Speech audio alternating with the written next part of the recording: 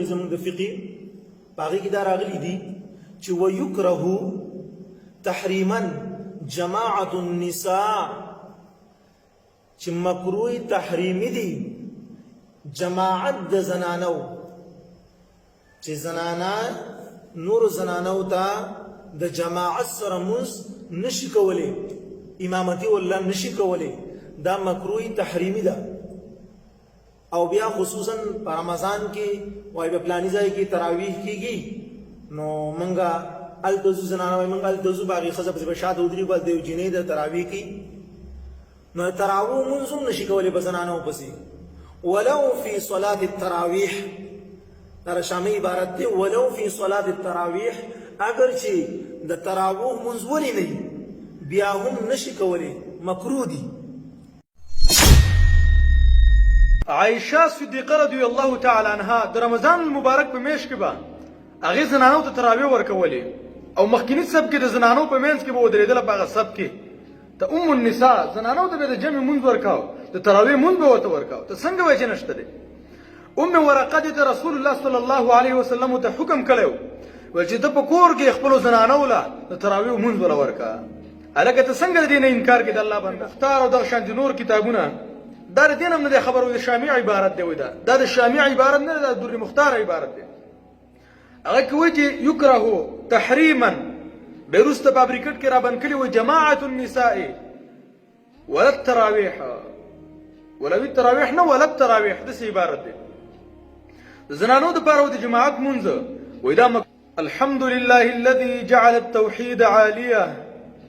وجعل الشرك سافلا أما بعد فأعوذ بالله السميع العليم من الشيطان الرجيم بسم الله الرحمن الرحيم قال الله تبارك وتعالى يا أيها الذين آمنوا أطيعوا الله وأطيعوا الرسول زما عزت مندو یو ملګری یو کلیپ راولې ګوراته ویل چې دا ډیره ضروری خبره ده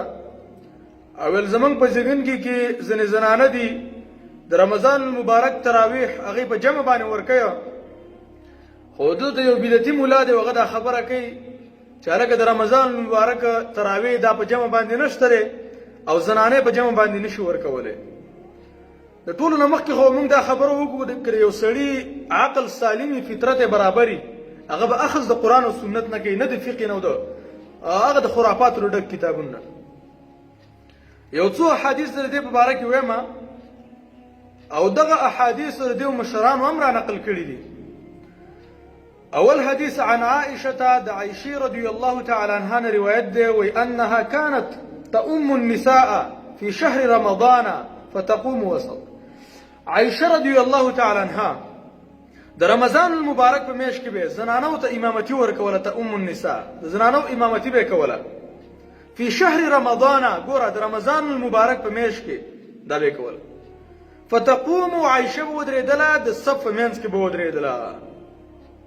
دا حدیث امام محمد په کتاب الاعطار باندې را نقل کړی دلته ذکر کړی دی. اوس که چېرته ته د خپلو کتابونو نه یا د الله د رسول صلی الله علیه وسلم د صحیح احادیثو نه ته خبر وینن به تا دا خبره نه کولې چې عایشې رضی الله تعالی عنها یو کار کړی ته څنګه د هغې نه خلک منع کوې څنګه ته خلک کړی د الله بنده دا مفتیان نه دي زما عزتمنو دا مفتیان دي خلک ګمراه کوي. د سلمہ رضی الله تعالی عنها مبارک راځي چې هغه هم د رمضان المبارک تراویح کولې په جمع باندې بدیو کولې ابن ابي شيبه دار قطنی د ټولو دغه روایت راوړل او نقل کړی او د عائشه دغه روایت چې عائشه رضی الله تعالی عنها په صف منځ کې ودرېدل او د جمع تراویح به ورکولې زنانو ته د امام بیهقي امام دار قطنی دغه شان ابن ابي شيبه د ټولو را نقل کړی دی. د حدیث څومره کتابونه دي ته څنګه دې نه انکار کوي. ورقه دا یو زنانه وه د رسول الله صلی الله علیه وسلم حکم کړی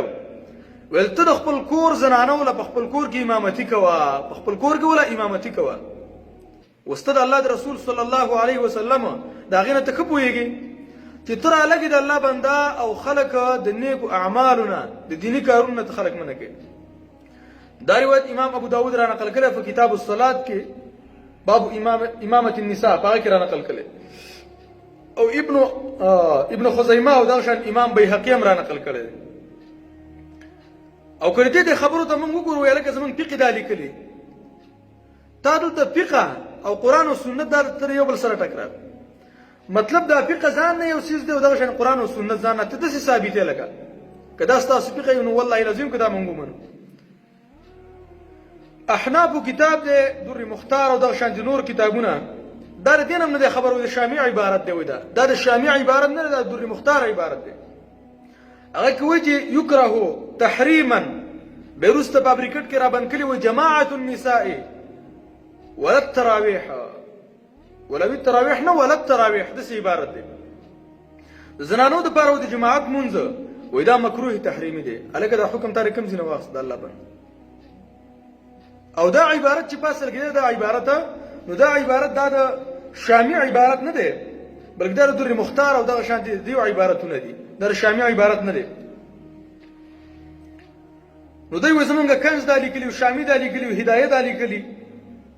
کله دنیا سونه کتابونه خبره ولي خو چې د الله د رسول صلی الله علیه وسلم یو حکمي هغه جدای ځان نه موږ به د الله د رسول صلی الله علیه وسلم حکم ون بل دا خبره کوي چې زنانه راځي لکه دا فتنه ده زنانه چې په بازار کې ګرځي هغه فتنه نه زنانه چې کومه د جامعات ته راځي عام د تراویح ته راځي د دې ته فتنه وي د الله بنده د الله د رسول صلی الله علیه وسلم د احادیث سره به څه کوي کم امام په دې باندې قول کړی دی کم سړی په دې باندې قول کړی چې لکه د ښځو تراویح نشته په جمع باندې